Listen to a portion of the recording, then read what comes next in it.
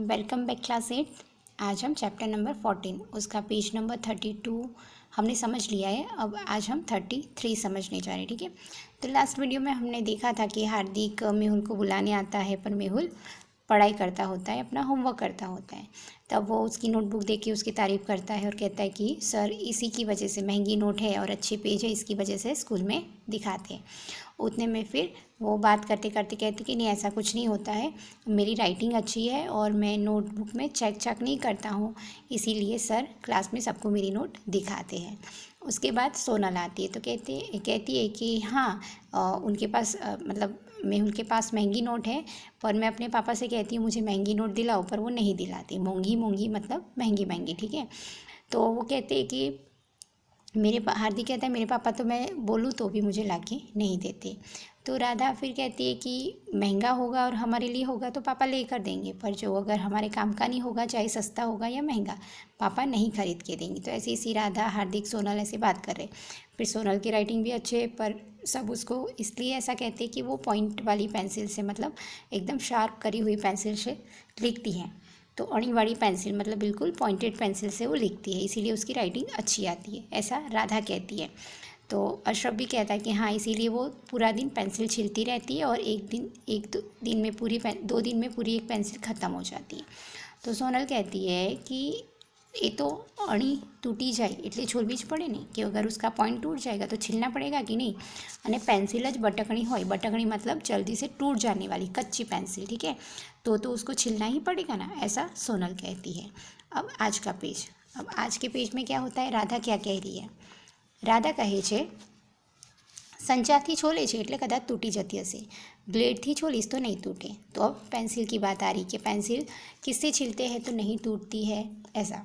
तो राधा शू कहे छे कि संचात मतलब शार्पनरथी छोले छे એટલે कदाच तूटी जती हशे, ब्लेडथी छोलीस तो नहीं टूटे, ब्लेड से छिलने की बात कर रहे हैं। तो धवल कहे छे पण ब्लेडथी छोलवा जता पेंसिलना बदले आंगળી छोलाई जाए तो ये तो सही है कि अगर हम ब्लेड से छिलते हैं पेंसिल और छिलने में अगर पेंसिल हट जाती है तो उंगली हमारी छिल जाएगी, तो नुकसान हमें ही होगा, तो इसीलिए ब्लेड से नहीं छिलना चाहिए, ऐसा कहते हैं। आंगળી छोलाई जाए तो शू करवानुं।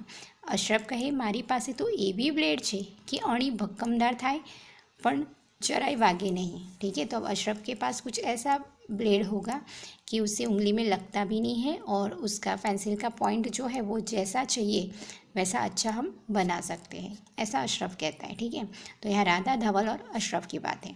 अब राधा आगे क्या कहती है, पर तारा पप्पा तो कहता था कि तारा अक्षर बहुत गंदा छे।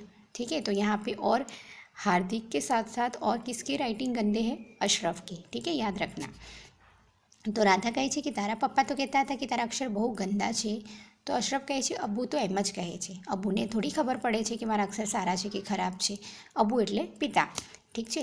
तो ये कहे छे कि पप्पाने तो एवी खबर क्यांथी पड़वानी, तो खाली एम ज कहे छे।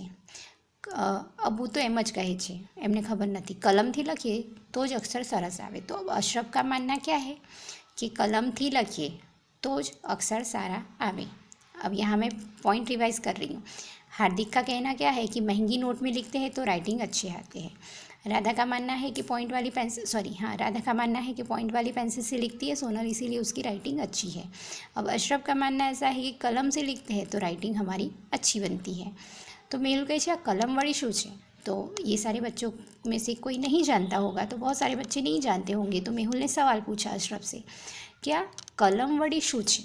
ओके, तो अशरफ समझावे छे बधाने कि ते एक जातनी पेन ज कहेवाय, एक तरह से पेन ही होती है। ठीक है, बरू के एवा कशाकनी पेंसिल जेटली लाकड़ीने आगळथी तिरछी छोलीने तेनाथी लखवानुं। अब यहाँ पे पॉइंट अंडरलाइन करना कि कलम एटले शू, कलमने शेमांथी बनाववामां आवे छे। तो यहाँ पे पॉइंट आएगा कि बरू के एवा कशाकनी पेंसिल जेटली लाकड़ी। ठीक है, कि पेंसिल में जितना लकड़ा होता है उसी तरीके का लकड़ा होता है वो, एक तरह का। ठीक है, और उसको आगे से छील लेने का, तिरछा मतलब जैसे पहले के टाइम में कलम कैसी थी, जो शाही इंक में वो डुबो के लिखते थे उस तरीके से। तो आगे का जो पॉइंट होता है वो लकड़ी का होता है और पीछे वो प्लास्टिक की पेन रहती है, या तो वैसे ही कुछ होता है। ठीक है, तो आगे का जो पॉइंट होता है वो एक लकड़ी होती है जिसका नाम है बरू। ठीक है, तो बरू के वा कशाकनी पेंसिल जेटली लाकड़ी आगरती तिरछी, आप लोगों ने देखी भी होगी, इसको कलम कहते हैं, उसके अंदर इंक भरी जाती है, ठीक है। तो हमने देखी भी है, पर बहुत पुराने समय में यूज़ करते थे, अभी आजकल यूज़ नहीं करते हैं। તો કે છે એવા કશાકની पेंसिल જેટલી લાકડીને આગળથી તીરછી છોલી લેવી, એનાથી લખવાનું, तो उससे हम लिखते हैं, એને કહેવાય कलम। ओके, ये पॉइंट अंडरलाइन करके रखना कि बरू के एवा कशाकनी पेंसिल जेटली लाकड़ी, कि पेंसिल का जैसा पॉइंट होता है वैसा ही उतना लेते हैं और उसको तिरछा छील लेते हैं और उसी से लिखते हैं। तो राधा कही છે लाकड़ा थी तो कहीं ना लखाय, ठीक है। तो अब उस अशरफ ने क्या कहा, लकड़ी से लिख पाते। तो राधा के मन में सवाल आता है कि लकड़ी से कोई थोड़ी ना लिख पाता है। तो धवल कहे છે એમાં શાહી की रिफिल કેવી રીતે ભરાય, ठीक है। तो लकड़ी से तो हम लिख नहीं सकते, लकड़ी के अंदर कुछ तो इंक विंक डालनी पड़ेगी कि नहीं। तो धवल कहते એમાં શાહી की रिफिल કેવી રીતે ભરાય। तो अशरफ कहे છે कलम में रिफिल ना नखाय અને એમાં શાહી પણ नहीं भरवानी, ठीक है। ये कलम ऐसी है कि उसमें इंक नहीं डालनी पड़ती है, ना ही रिफिल डाली जाती है। तो धवल અને હાર્દિક કહે છે તો પછી શું। તો અશરફ કહે છે કલમને દવાતમાં એટલે કે ખડિયામાં બોળવાની અને તેનાથી લખવાનું। यहाँ पॉइंट अंडरलाइन करना। दवात એટલે શું, તો દવાત मतलब इंक होती है, ठीक है। तो कलमने શેમાં બોળવાની વાત કરે છે, દવાતમાં। दवात એટલે वो इंक पॉट, ठीक है। खड़ियो मतलब भी इंक पॉट ही होता है। तो दवात એટલે કે ખડિયામાં બોળવાની અને એનાથી લખવાનું। बहुत पुराने टाइम पे ऐसा था कि इंक पॉट रहता था, उसी के अंदर वो एक पेन जैसी आती थी लकड़ी, उसी में डुबो के हम लिखते थे पहले के टाइम में, अब कोई यूज़ नहीं करता है, ठीक है। तो आज का पेज में हमने क्या देखा कि राधा कहे છે શેનાથી છોલવાનું, બ્લેડથી છોલવાની વાત કરે છે। તો ધવલ કહે છે બ્લેડથી છોલવા જતાં આંગળી છોલાઈ જાય તો શું કરવાનું। તો અશરફ કહે છે कि મારા પાસે એવી બ્લેડ છે કે એનાથી અણી मतलब उसका पॉइंट बहुत ही अच्छा होता है।